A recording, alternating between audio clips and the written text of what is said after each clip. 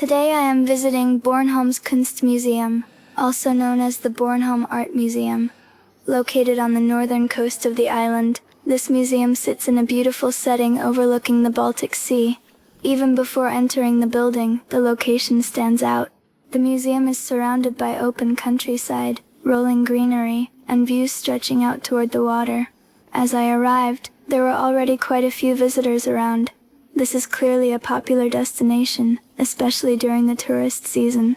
People were exploring the galleries, walking through the exhibits, and enjoying the scenery around the museum grounds. The building itself is very different from many of the older places I have visited around Bornholm. Instead of historic stone walls and centuries of history, this museum has a modern design with large open spaces, bright rooms, and plenty of natural light. Sunlight pours through the glass sections of the building, creating an atmosphere that feels open and inviting. One of the first things that caught my attention was how much space there is inside. The galleries are large, allowing visitors to move comfortably from one exhibition to another. Some rooms display paintings, while others focus on sculptures and modern art installations. Every area feels slightly different, giving visitors something new to discover as they continue through the museum. As I walked through the galleries, I saw a wide variety of artwork. Some pieces were colorful and immediately drew attention, while others were more subtle and encouraged a closer look. Art can mean different things to different people, and that is part of what makes a museum like this interesting. Visitors often find themselves looking at the same piece while seeing something completely different.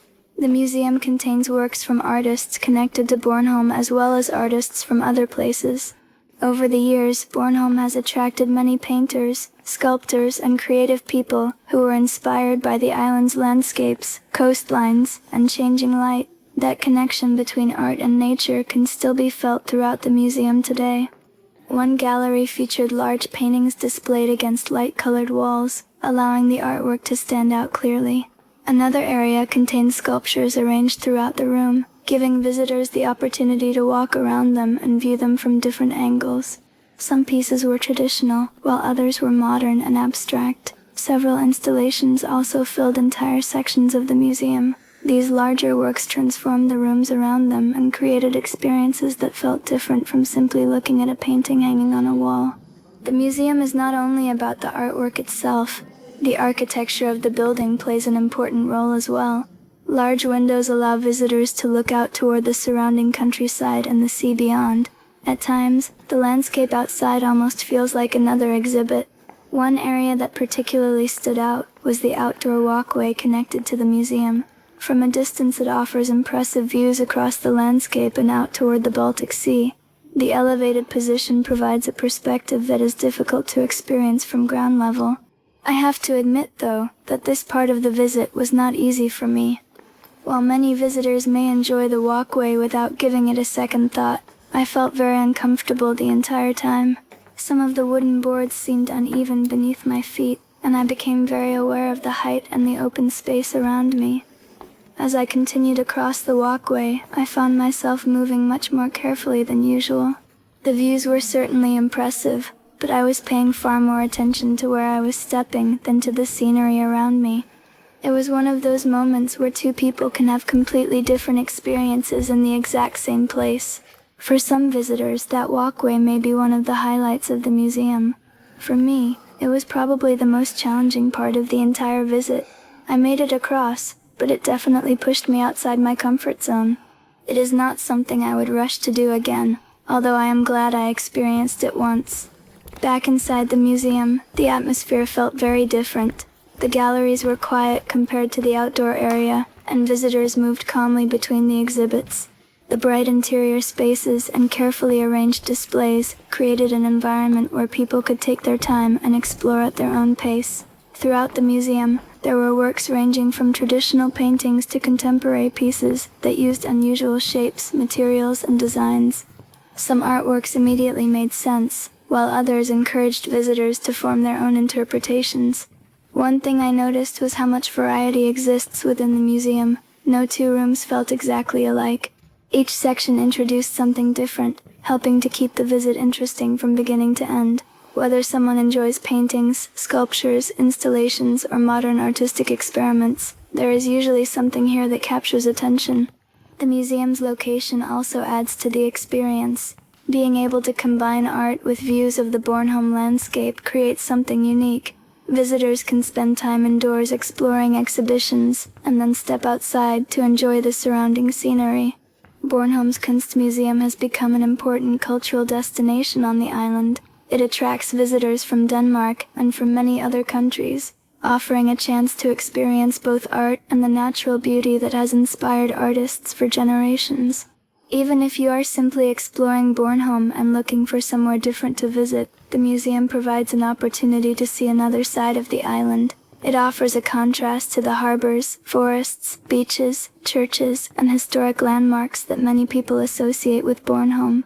Thank you for joining me on this visit to Bornholm's Kunstmuseum. Whether you come here for the artwork, the architecture, the exhibitions, or the coastal views, it is certainly one of the island's most distinctive attractions.